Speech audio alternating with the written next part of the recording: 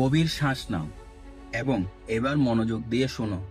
তুমি আজ এই অবস্থানে এসেছো কারণ তোমার জীবনের এক গুরুত্বপূর্ণ মানুষ, যে এক সময় তোমার প্রতিদিন প্রতিটি মুহূর্তে ছিল, সেই ধীরে ধীরে অথবা হয়তো এক লাফে এক রাতে তোমার থেকে দূরে চলে যাচ্ছে। এক সময় সেই নিজে থেকে টেক্সট করত, তোমার কতকে হেসে উঠত, প্ল্যান করত কোথাও যাওয়ার।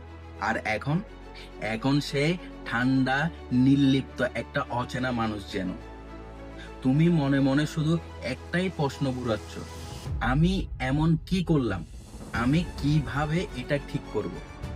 এই কষ্টের মধ্যে তুমি হয়তো চুপচাপ কেঁদেও ফেলেছ, হয়তো রাগে ভেঙে পড়েছ, তাকে বোঝাতে চাইছো, অনুরোধ করেছো, পেছনে দৌড়াচ্ছ। কিন্তু শোনো, ভালোবাসা কখনো ভিক্ষা করে পাওয়া যায় না। আকর্ষণ শব্দে নয়, সৃষ্টি হয় এনার্জিতে, তোমার ভিতরের শক্তি ও আত্মবিশ্বাসে। তুমি যত বেশি ধরে রাখার চেষ্টা করবে, সেই ততটাই দূরে চলে যাবে। এখানে আমাদের গেমটা উল্টে দিতে হবে।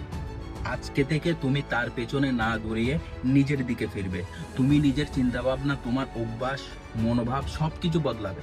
তুমি এমন একজন হয়ে উঠবে যাকে দেখে সে শুধু খেয়ালই করবে না, আর ভেতর থেকে আবার সেই পুরনো অনুভূতি জেগে উঠবে। পয়েন্ট নাম্বার 1, কেন সে দূরে সরে গেল? একটা সময় ছিল যখন তুমি ছিলে স্বাধীন, ব্যস্ত, আত্মনির্ভর। তোমার একটা আলাদা জীবন ছিল, আর সেই জীবনে সে আকৃষ্ট হয়েছিল। কিন্তু আস্তে আস্তে তুমি পুরোটা তার হাতে তুলে দিলে। তোমার সমস্ত আবেগ, মনোযোগ তার উপর কেন্দ্রীভূত হলো। প্রতিনিয়ত টেক্সট, মেসেজ, কল, অপেক্ষা। তোমার অস্তিত্ব যেন শুধু তাকে ঘিরেই, এবং ধীরে ধীরে সেই আগ্রহ হারিয়ে ফেললো। তুমি ভাবো, একটা গান যেটা তুমি খুব ভালোবাসো, যদি রোজ প্রতি মুহূর্তে সেটাই শোনো, একটা সময় সেটা বিরক্তিকর হয়ে ওঠে না? তুমি বদলে যাওনি, তুমি শুধু নিজের ভিতরের রহস্য, নিজস্বতা, উত্তেজনা হারিয়ে ফেলেছো। পয়েন্ট নাম্বার 2, যত বেশি তাড়া করবে সেই তত সরে যাবে।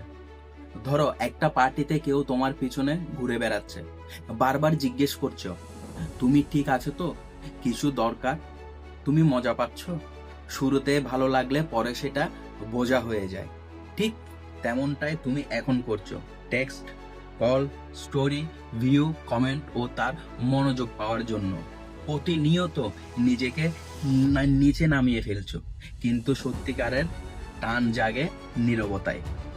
পয়েন্ট নাম্বার 3, নীরবতার শক্তি। একটা সময় ছিল যখন তোমরা ডেট করতে শুরু করেছিলে। সে জানতো না তুমি ওকে কতটা পছন্দ করো। সেই খুঁজে বেড়াতো তোমার টেক্সট, কথার ইঙ্গিত, চোখের ভাষা। সেই রহস্য ছিল আকর্ষণের মূল। তাকে ফিরিয়ে আনতে হলে সে রহস্যকে আবার ফিরিয়ে আনতে হবে। না টেক্সট করো, না কল করো, না তার পোস্টে লাইক দাও, না ইনবক্সে হাই পাঠাও। নিজেকে গায়েব করো, কোনো প্রতিশোধ থেকে নয়, বরং নিজের আত্মসম্মান রক্ষার জন্য তুমি ব্যস্ত হয়ে পড়ো, নিজের উন্নতিতে, নিজের গোলে। সে যখন দেখবে তুমি আর আগের মতো নেই, তখন তার ভিতরে প্রশ্ন জাগবে, সেই কি সত্যি আমাকে ছেড়ে এগিয়ে যাচ্ছে? পয়েন্ট নাম্বার 4, যদি সে ফেরে অথবা না ফেরে। একদিন হয়তো সেই টেক্সট করবে, হাই, কেমন আছো?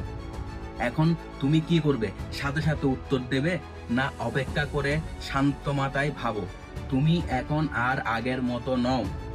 একটা হালকা কুল উত্তর দাও, না অতিরিক্ত ইমোশন, না অনুযোগ। যদি সে আগ্রহ দেখায়, সোজা বলো, চলো একদিন দেখা করি, ডেট করো। কিন্তু ডেটের সময় পুরানো কষ্ট বা অভিযোগ টেনে আনো না।